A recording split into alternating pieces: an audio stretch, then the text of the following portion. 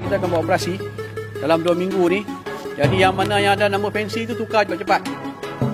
Jangan tunggu kita ambil tindakan pun nak tukar.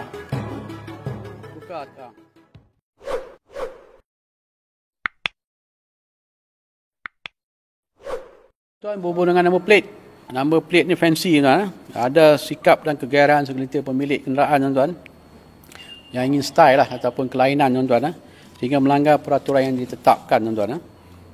Kalau tuan-tuan ni banyak tular di social media tuan, jenis plate yang sengaja diubah sesuai jadi wording tuan. Iaitu sama ada number dirapatkan, dijarakkan dengan tujuan untuk dan maksud tertentu sehingga mengelirukan dan sukar dibaca tuan-tuan. Dan implikasi tuan-tuan apabila kedai-kedai memakai nama-nama fancy tuan-tuan, kalau kita nak buat pengecaman tuan-tuan memang susah. Kalau mereka melanggar lampu isyarat, terlibat dalam kemenangan, terlibat dalam jenayah tuan-tuan, kita suka untuk mengesan tuan-tuan, langgar lari sebagainya.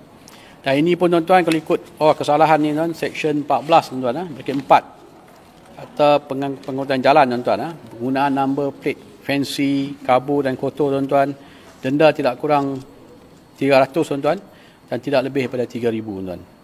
Dan di bawah rule 6 tuan, bracket 1, denda tidak melebihi daripada 2,000 tuan. Dan tindakan tegas juga boleh diambil di bawah Section 108, bracket 3, bracket F tuan-tuan, atau pengangkutan jalan tuan-tuan. Yang mempamerkan suatu kenderaan motor apa-apa lesen tanda pengenalan, plate, dokumen yang bukan kepunyaan kenderaan tersebut tuan. Denda tuan tidak melebihi 5,000 tuan.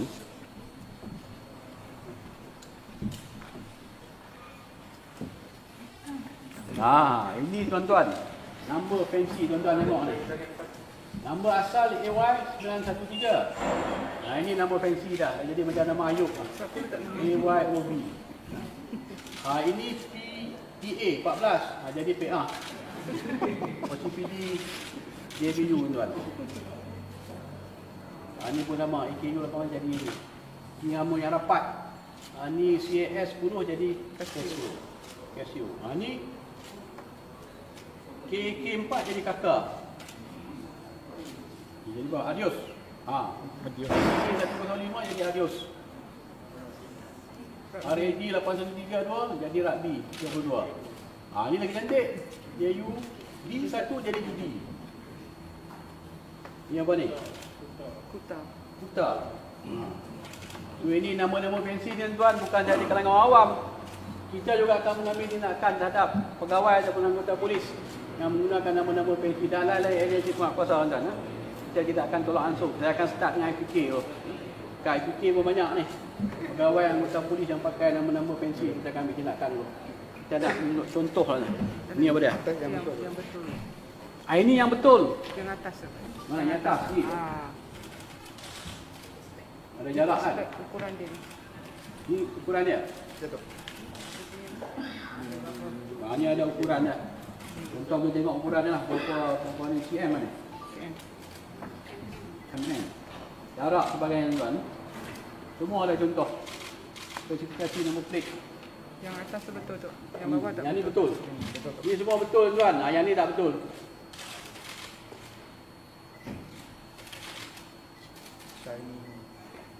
Yang ni bersinar kan. Ini lagi cantik. Ini dah macam tak balik ni. Selalu macam ni lah banyak ni. Okey tuan-tuan, terima kasih. Thailand Hub. Lain-lain soalan.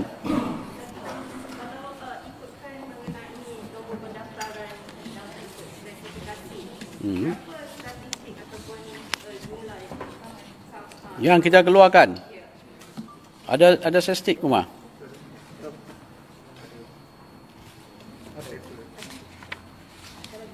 Bunyi. Ini sinarai sama yang dikeluarkan 9,000 lebih.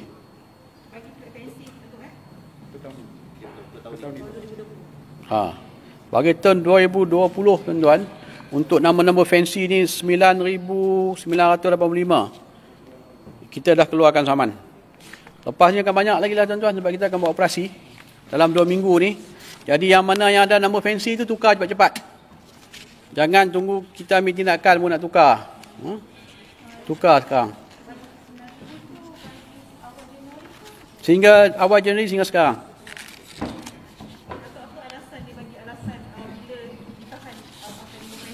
Yalah, alasan dia nak lain daripada yang lain lah. Nak ada keunikan kan. Style. Lepas ni style bayar 2,000. Termasuk. Tidak ada tolak ansur. Lain-lain agensi penguatkuasa. Kalau ada bagi maklumat dekat Tuan Kumar, Ketua Trafik, saya akan ambil tindakan. Kita bercakap untuk masyarakat tapi kita tak ikut peraturan.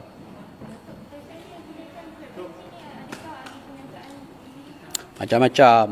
Ada orang biasa kapcai pun ada pakai nombor bensin kan. Mak rempit pun ada pakai. Dia bukan ikut ni kan. Tapi kebanyakannya memanglah orang yang mungkin yang nak tunjuk status dia orang kan.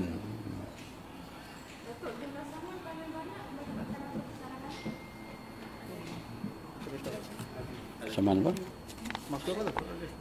Kesalahan yang paling banyak. Speed trap kot. Speed trap. Statistik lengkap nanti Tuan Kumar akan bagi. Dia minta dekat SU nanti ya. Tapi ada tadi. Tadi ada tadi yang kat luar tu.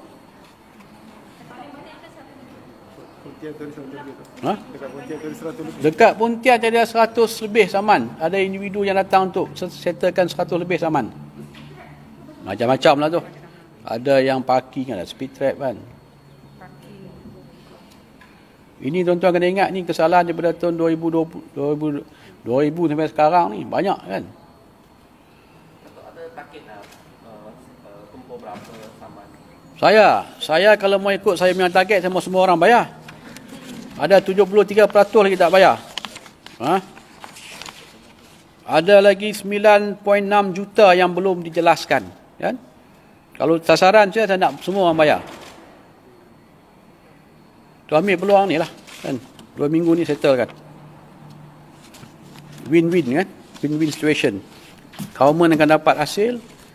Masyarakat pun dapat kurangkan dia punya saman kan.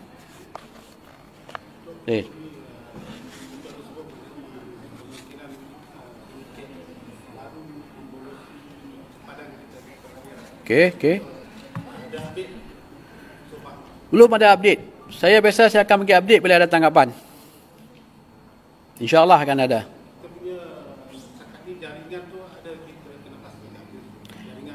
Sebab macam saya katakan, lepas kita buat tanggapan besar-besaran hari itu, lepas tu mungkin dalam sebulan tu dia ada slow, dia ada tak ada pembolosan lah. Tapi lepas tu dalam, ingat 2-3 bulan ke belakang ni dah ada balik masuk. 2-3 hari lepas pun ada lagi yang masuk. So bila masuk ni memang kita percaya ada rangkaian baru. Tidak, dia orang tak akan dapat masuk sebab dia ada tangkapan basah dan tangkapan kering. Mesti ada orang yang menyelaraskan. Tidak, tak akan ada. Kalau biasa tangkapan basah yang dia orang datang. Ini tangkapan kering pun ada. Maknanya ada orang menyelaraskan operasi penyusupan masuk dan keluar. Dan saya yakin ada elemen-elemen baru yang menjadi diwujudkan oleh sedikit-sedikit kehidupan manusia ni.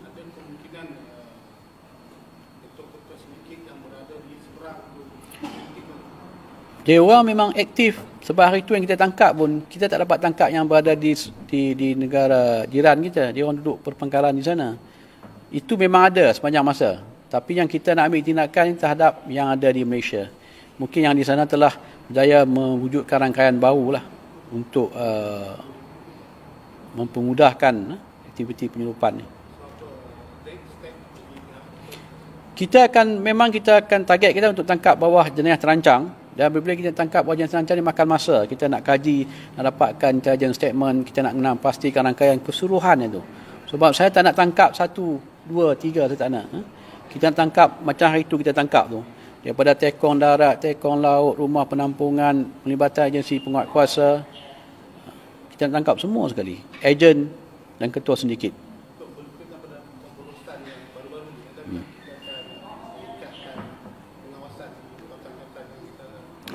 Kita memang setakat ni di Johor ni, walaupun kita punya sekatan raya yang COVID kita dah tutup, tapi kita masih ada lagi 14 SJR. Yang ni fokus kepada outbanting. Dan fokus utama kita kepada kawasan pantai timur kita lah, melibatkan Kota Tinggi, Sedeli sebagainya lah. Itu memang kita kekalkan dan memang kita pun tingkatkan lagi kita punya pemantauan, SJR, pengumpulan intelijen untuk pastikan kalau ada penyeludupan masuk dan keluar kita dapat ambil tindakan. Walaupun kawasan pendaratan tu panjang kan, kita perlu mengambil tindakan juga. Tak ada. Cuma saya minta ketua bahagian ketua jabatan pengurusnya meminta bantuan-bantuan daripada lain distrik untuk bantu Kota Tinggi. Sebab itu yang banyak aktiviti dia. Itu memang ada.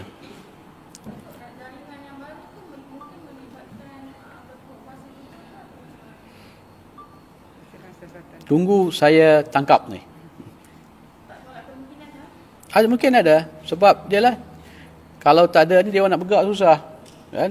Dia mesti ada rangkaian dia. Dia bukan 1 tekong, 2 tekong, tak. Dia orang tahu time mana yang kita buat rondaan. Dia orang tahu dekat mana kita buat SJR.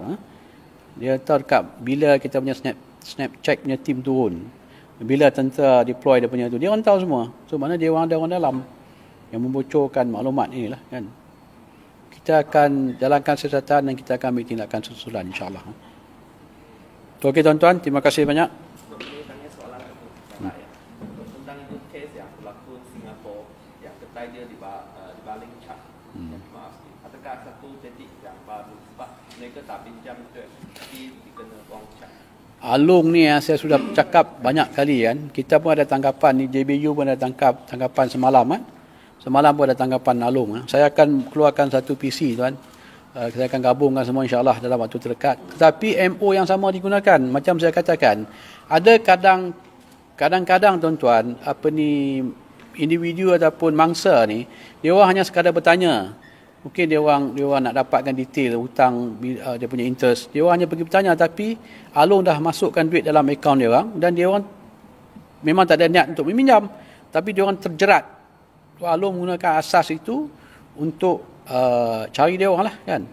Tetapi yang saya nak tekankan di sini, mustahil tuan-tuan, kalaulah bukan semua, ada juga kes-kes yang mungkin Alung tersalah baling cat. Tapi dalam kebanyakan kes, memang ada ahli keluarga dia orang ataupun kawan-kawan dia orang yang meminjam. Sebab dia orang tahu detail, Alung tahu detail. Kat mana dia duduk, alamat dia, dia punya kenderaan yang digunakan sebagainya kan. So, nak kata dia orang tak tahu, saya rasa ada kes-kes itu memang ada lah. Tapi dalam kebanyakan kes, memang dia orang terlibat ataupun kawan-kawan dia orang terlibat ataupun ahli keluarga dia orang terlibat meminjam duit daripada Alung ni lah. Takut dia kes ini dia cakap yang itu mangsa cakap dia ada kaitan. Tapi itu Alung cuma cakap saya balik untuk ambil duit sahaja. Tak apalah, kita akan siasat lah. Ini melibatkan Alung ni banyak hampir semua kes-kes ni nama-nama yang digunakan nama Singapura. Kan, yang diarahkan untuk menyalakan tindakan membaling cat cuma yang kat sini yang kita tangkap tu banyak kan. Satu misi yang dia buat mungkin dia akan dapat 1,000 untuk bayaran ya. Ada dia orang pun yang berhutang dengan Alung pun ada juga. Kan dia nak bayar Alung tak ada duit, dia orang memainkan peranan sebagai ni lah Alung. Baling cat sebagainya.